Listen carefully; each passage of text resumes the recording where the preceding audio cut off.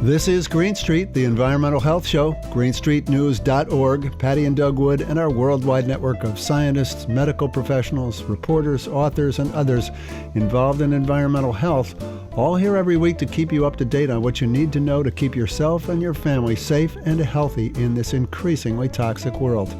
Welcome back. The new administration in Washington has declared war on science. Grants are being eliminated, universities are being defunded, scientists working at government agencies are being fired, whole departments within our government agencies are being taken over by industry insiders with their own agendas, databases relied on by scientists around the world are being shut down, websites are being purged of data, and scientists who can see the writing on the wall are leaving the United States in record numbers. But this is not just impacting scientists and their families. It's going to eventually impact everyone in the world in a very negative way, as our knowledge about the world and ourselves takes major leaps backwards for the first time in history. Today on Green Street, we're delighted to welcome our friend Dr. Sandra Steingraber, who will talk about what this means for our future. So please stay tuned for that important discussion. But first, some of the news headlines of the week. Patti, what came up on your radar screen this week? Well, a lot came up on my radar screen, but I've just chosen three really important articles. Okay. For decades, oil and gas companies have known that the majority of plastics made from fossil fuel-derived chemicals could not be recycled using traditional methods. But even as the industry faces state and class action lawsuits alleging deception, it's now doubling down on a campaign to persuade lawmakers and regulators to embrace advanced recycling, or chemical recycling, an unproven set of technologies that the oil and plastic industries are pitching as a panacea to the world's plastic pollution crisis. This is their last hope. You know, if they can't convince us that plastic can be recycled. Well, yes, and at the International Plastics Conference that just took place a few weeks ago, they're pushing for recycling as the answer to the plastic crisis, and everybody else is pushing for reduction of manufacturing more plastic. Sure. We just have to stop manufacturing plastic. Turn off the tap. Turn off the tap. Anyway, the term chemicals recycling is a catch-all for various chemical processes that convert plastic waste into chemicals and fuel, which could then theoretically be used to make new plastic and reduce reliance on virgin fossil fuels. And what's the problem with that? There's scant evidence that that method actually works, but there is evidence that it generates a large volume of hazardous waste and toxic emissions. Yeah. So now, amid an unprecedented lobbying push and with corporate allies ensconced in key regulatory agencies, the industries are clamoring for a nationwide build-out of chemical recycling facilities that experts say are highly polluting, disastrous for climate change, and almost entirely ineffective. Fossil fuel companies are working hard to ensure that chemical recycling wins over the American public because plastic is one of big oil's last lifelines. See, I told you. Yep. As the world's demand for oil and gas decreases, major corporations are rushing to shift their investments to petrochemicals and peddle plastics to consumer. And meanwhile, millions of tons of plastic enter the ocean each year, and microplastics have been found virtually everywhere on Earth, including inside the human brain. Yeah, that's frightening to think about. And we don't know what it's doing there, right? I mean, it can't be doing any good, but we've got pieces of plastic floating around in your brain, Right. and in fact, all over your body. Right. So here's what we're doing now. The industry-friendly Environmental Protection Agency removed one of the few regulatory hurdles confronting chemical recycling's toxic outputs. A set of new rules proposed under President Joe Biden that would have required an additional risk review of 18 plastic-based fuels produced from chemical recycling. Policy experts say the elimination of the rules could clear the way for the nationwide build-out of chemical recycling facilities that the plastic industry desperately wants and needs. In the meantime, the American Chemistry Council is lobbying Congress to reclassify that pyrolysis technique as manufacturing. They don't want to call it incineration, which it is, right? Right. They want to call it manufacturing. When they call it manufacturing, it all of a sudden loses any oversight. Nobody has to watch over what's happening. No regulation on the output. On toxic emissions. Nothing. yeah, okay, we're burning this plastic, Right. and it is pyrolysis, but it's manufacturing. Yeah, and pyrolysis is basically Unbelievable. breaking down the plastic at high temperatures to create new chemicals. That's Yeah. what that is. It's Yeah. it's glorified incineration. Of course. That's all it is. You got to feel sorry for those people that are going to be living right on the fence, those fence line communities that are right next to these plants where they're doing, quote, advanced recycling, unquote. And basically what they're doing is they're burning the plastic and all the chemicals that are in it and polluting the heck out of the air. And emitting greenhouse gases Yeah. like crazy. And micro and nanoplastics. This is a bad news story all the way around. What Well, else? I know. I you usually got? don't give you good news stories. I know that. Okay, so what else you got? So in the rush to put out wildfires, hundreds of millions of gallons of fire retardants are dropped on forests across North America. New research shows that they have severe impacts on fragile ecosystems. Long-term fire retardants are one of the most effective tools for fighting wildfires. They slow down fires, giving firefighters a chance to get on top of the blaze. And the chemicals are often dropped by helicopter or airplane when a fire is raging. You've been talking about this for a while. Every time we see this on TV, you're like, I That's wonder right. what these chemicals are doing. Right, and I'm You know? thinking about the vineyards and all the Sure. agriculture that's going on in California. Yeah. And the water that's flowing through Yeah, there. and the water that's being used to irrigate all of those agricultural lands, and holy smoke. But accidents do happen when they're dropping this. For instance, in 2020, when a backcountry campfire in Alberta's Rocky Mountains was not properly put out during a high-risk wildfire season, aircraft rushed to the scene to prevent a bigger blaze. But soon a nearby creek ran the color of rust, died by the fire retardant that was accidentally dropped directly into it. It created an otherworldly scene and a rare opportunity for a group of scientists to study the impact. I saw a picture of this. It's crazy. The river was red. Yeah.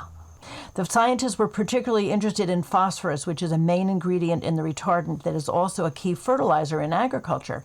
But too much phosphorus has the potential for negative impacts, including algal blooms and dead fish. To get a sense of the scope of the contamination, researchers sampled the creek above the release and at the site. They then returned a year later to measure again, this time taking samples downstream.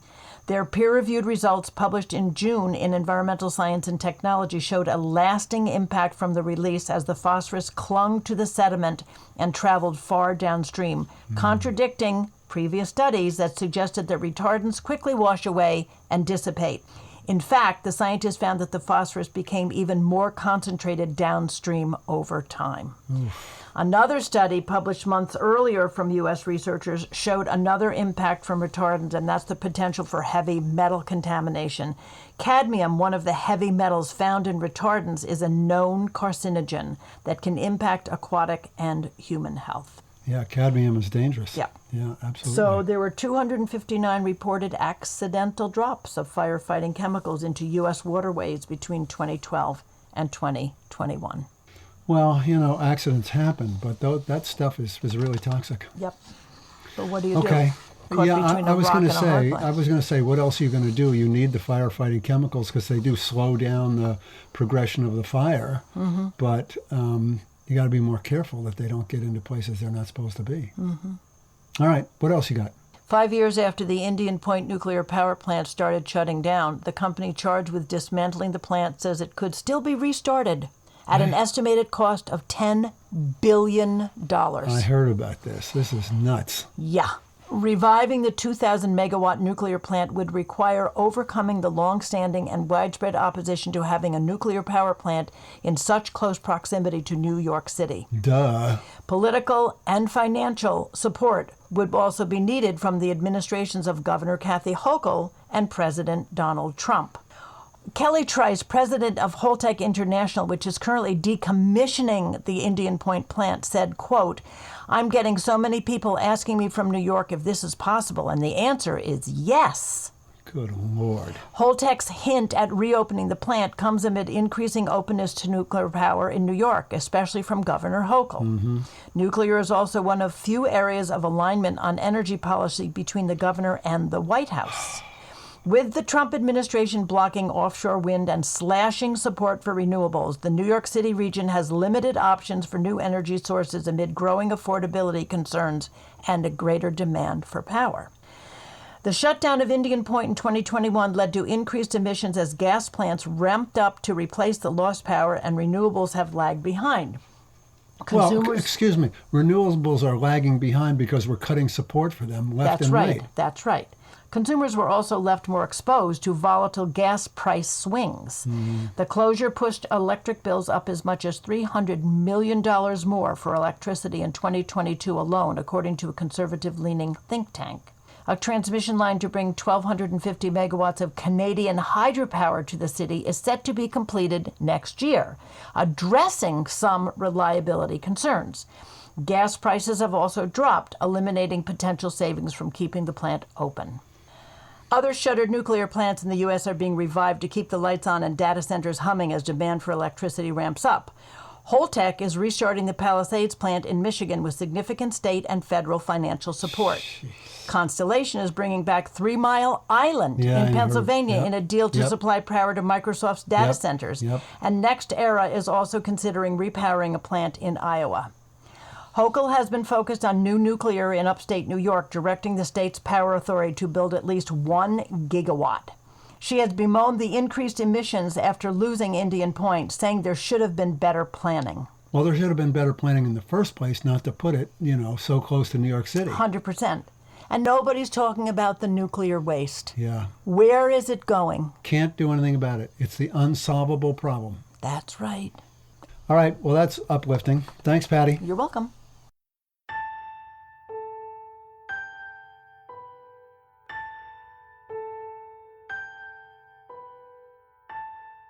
Unless you live under a rock, you know that the world of science has taken a major hit from the Trump administration.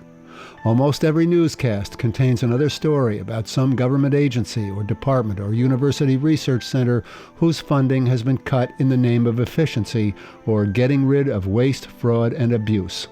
But what are the long-term impacts of these dramatic cuts to our scientific community? Dr. Sandra Steingraber is an award-winning biologist, author, and the senior scientist for the Science and Environmental Health Network. Patti and I spoke with Dr. Steingraber this morning, and here's some of what she had to say about the war on science.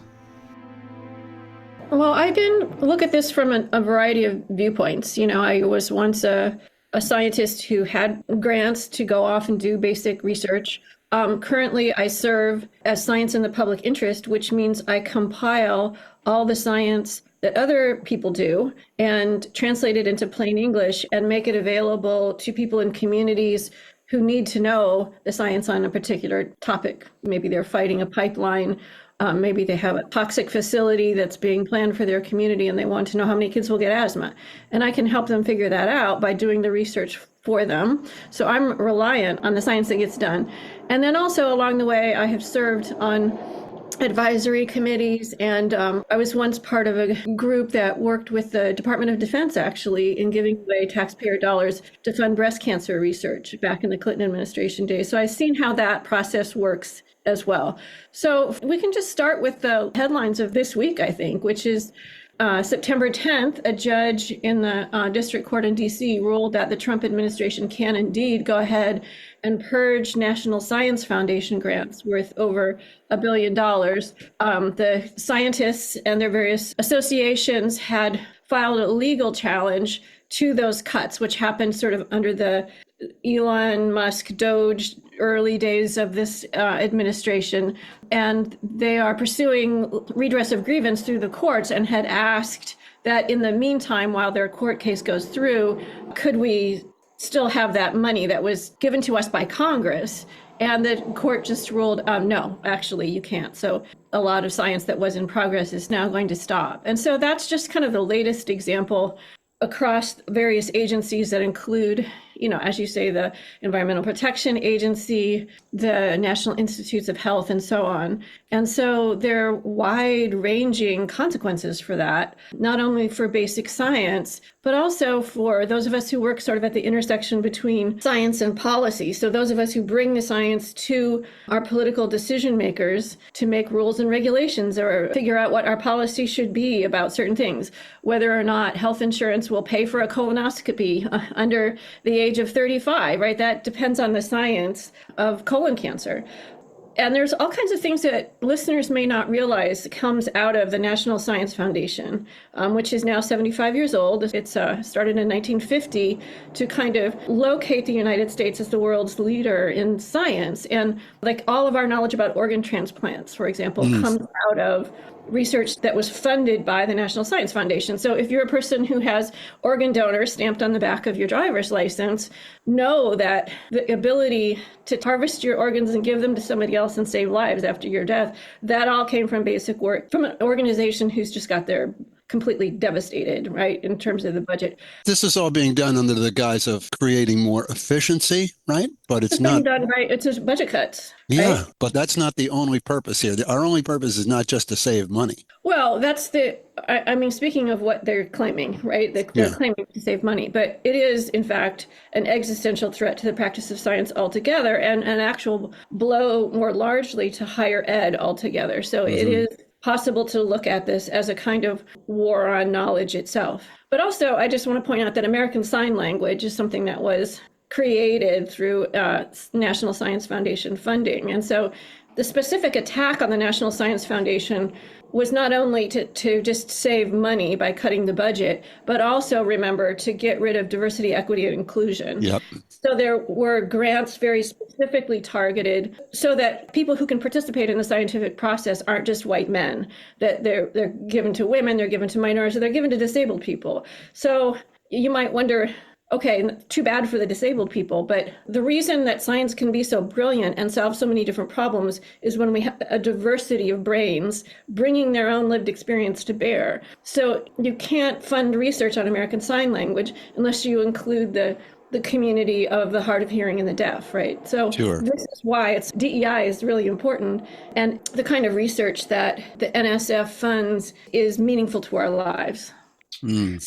Wow. Okay. So are private foundations stepping up and continuing to fund, like, for instance, longitudinal studies, which are so critical in many cases? Yeah, well, private foundation money and industry money isn't really designed to do these big, as you say, the longitudinal studies, these big long-term studies where we're just monitoring things, right? We might have satellites in the sky that are monitoring greenhouse gases. We may be collecting long-term data on birth defects to see what the trends are, or breast cancer to see what the trends are. There's a long-term study that's been going on for 30 years that looks at farmers exposed to pesticides, both in North Carolina and in Iowa. That was through the EPA. And so there's no way that we can all race for the cure and wear pink ribbons and make up all of what had been public funds that aren't just going to disappear tomorrow, that can not only pay for the salaries of the people who collect the data, but all the infrastructure that's needed, right? So in some cases, these longitudinal studies rely on maintaining populations of genetically identical frogs for years and years and generations, or breast cancer cell lines that have to be maintained in petri dishes and held in certain, temperatures and conditions. So there has to be money to just keep the lights turned on in the places that are doing. Another example is all the Drosophila work. Drosophila are fruit flies. And it turns out that thanks to public funding, we have determined the entire genome of a fruit fly, and they actually share quite a lot of genes with us, and they have very short generation times. You keep fruit flies alive in the lab pretty easily. But you need to maintain populations that have exactly the genetics you want, right? So there's actually this big collaboration among a bunch of universities, University of New Mexico, University of Cambridge in England, I think Harvard, I think Indiana universities, all involved in this big, what's called the fly base, which is an entire database of fruit flies. And so anybody who wants to do research, for example, there was recently a research project looking at the impact of sleep deprivation on health. Well, they started with fruit flies. supplies. And so all that database just got cut. So, there will be long-term consequences of that.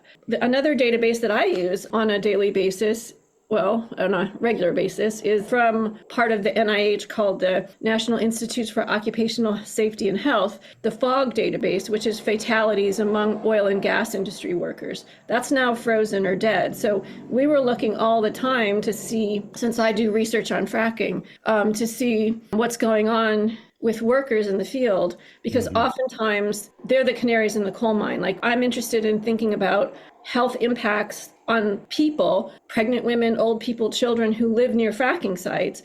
But the first place to go is to take a look at what's happening to the workers. And a lot of them are having heart attacks at very young ages, right? That very healthy young men dropping dead on the job site from so-called heart attacks. So that used to be, all documented in the FOG database. That gives us clues that whatever's coming out of fracking sites may be cardiotoxic. And then we can go look, for example, and we see, if you look at Medicare databases in Pennsylvania, older people who live near fracking sites are at higher risk for certain kinds of cardiac events. But without the worker data, which is important in its on its own merits, but it also gives us clues for the larger population.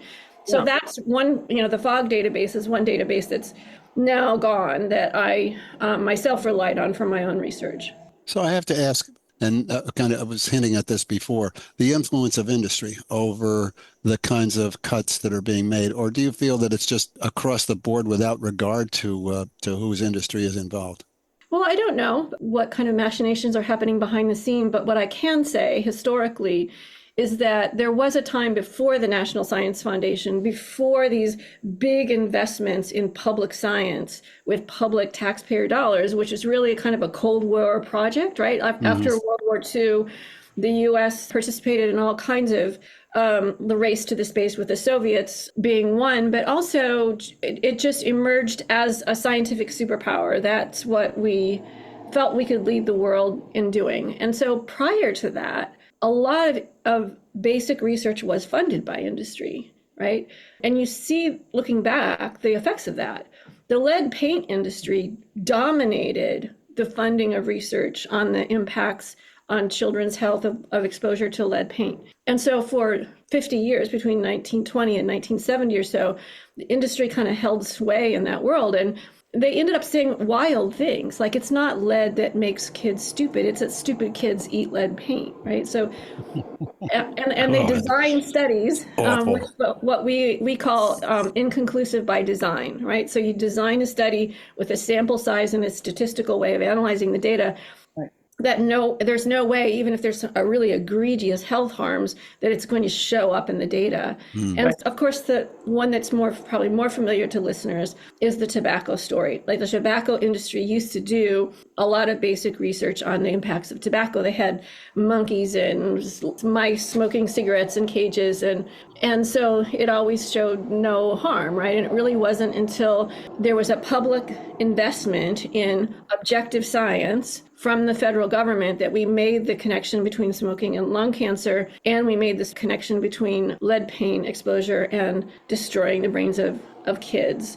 So before federal funding, we couldn't really demonstrate all that. All right, so NSF has been kind of the gold standard, actually internationally, right? I mean, globally, that's where, a lot of other countries are getting Correct. Their like our databases are being used all around the world, right? Yeah, exactly. So they're actually making policy using our research. So my question is, have other countries stepped up? I know that I read about France.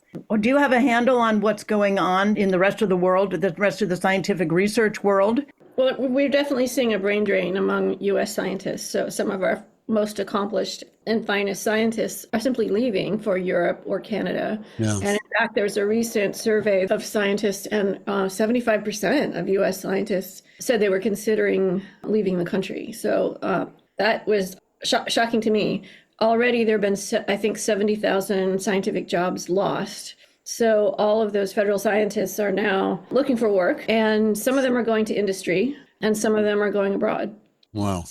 But it's not going to happen that these other countries will develop the databases that they used to get from the United States. I mean, those are not things that you can create overnight, right? I mean, there's going to be a long gap now in our knowledge base because Yeah, totally correct. Yeah. and how long do you think that's going to go on, and do you have hope that it will recover? Well, when you destroy the infrastructure of something, it can't just bounce back, right? And so, I mean, we're all looking right now at these satellites that are collecting climate data. They're maybe going to be destroyed. And so, are we going to just turn around after the next election and put two more really expensive satellites up in the sky? I don't think so. And also, remember that science is such a collaborative process that it relies on training the next generation of scientists. And the people who are being hit the hardest right now, as far as I can see, are graduate students and postdoctoral fellows who are the new up-and-coming scientists who rely, oftentimes they're paying their rent and buying their groceries entirely on the grant money that the principal investigator has brought in. And so without them, we just don't have any new scientists coming up. So the brain drain is not just represented by the number of scientists who have lost their grant and lost their jobs, but also on the inability to train the next generation of scientists, and then by the destruction of, the laboratories where the cell cultures are being grown and reproduced very carefully for a half century or more, so that when if we get really interested in a question about what's the impact of the exposure of this toxic chemical, we can go to a certain fish that we've been growing carefully in the lab that is this same fish that they used 25 years ago, and then we can make comparisons, right? Mm-hmm. And so if we let those aquariums, if we're not funding the sort of overhead that takes just to keep all the frogs alive and the mice alive and the cell culture lines alive and the satellites up in the sky, it's not like we can just turn around with a new administration and bring all that back. It's just gone. Sure. And I wonder about, young men and women in high school who are thinking about careers and, Right. Maybe it's going to be science or finance, and they decide, well, science is not a viable path anymore. And then we're going to lose. Now we've lost not only our databases, but we're going to have a big gap in. It's a generation, right? Yeah. So how do you sleep at night? Are you optimistic about the future of science? I mean, how do you think about this in, writ large? Oh, in the core of my being is this kind of punk who is absolutely determined to go forward. And I am aware of a couple of things from my own autobiography that I bring to my work every day. One is that I survived a rare cancer when I was 20 and had to get into a research library and find out what was in my drinking water aquifers, and ended up writing a book about it. It became a documentary film, the cancer cluster in my hometown and the carcinogens in the drinking water that there was a big kind of cover up around. So that's who I am. And I'm also the adopted daughter of a German American. I wear my adopted father's name fairly proudly, Steingraber. He was a German American who was sent at age 18 to fight against the German Panzer tanks and played a role in the liberation of Europe, and felt that that was his greatest accomplishment, even though it gave him PTSD. I mean, we didn't have a name for that then. He really struggled with emotional regulation. But when my dad was sent over as a teenager, it didn't look good for us. Yeah. I mean, there were some terrible losses at the hands of these German Panzer tanks.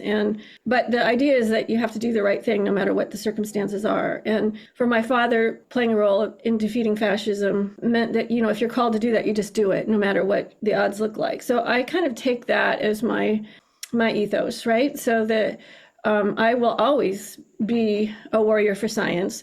I'm aware that as an adopted person who was denied knowledge of my own ancestry, my own parentage, I don't have a legal birth certificate. That makes me feel aligned with all the other people in the world who are told they don't belong.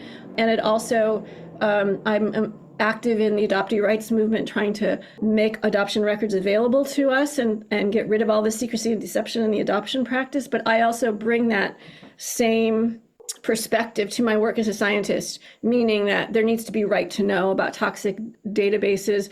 People that are harmed have not only the right to know, but the duty to inquire. And I am interested in helping communities provide them tools so that they can inquire and get information. And so I'm very glad to be working with Science and Environmental Health Network, because we are a little shop of attorneys and scientists who can provide communities with legal tools and good science so that they can make good decisions about environmental projects that are industrial projects or pesticides or a data center that's planned for their community. Like, we can provide information. So I'm a scientist for the people. So a community tells me what they want answers to, and I go out and research it for them.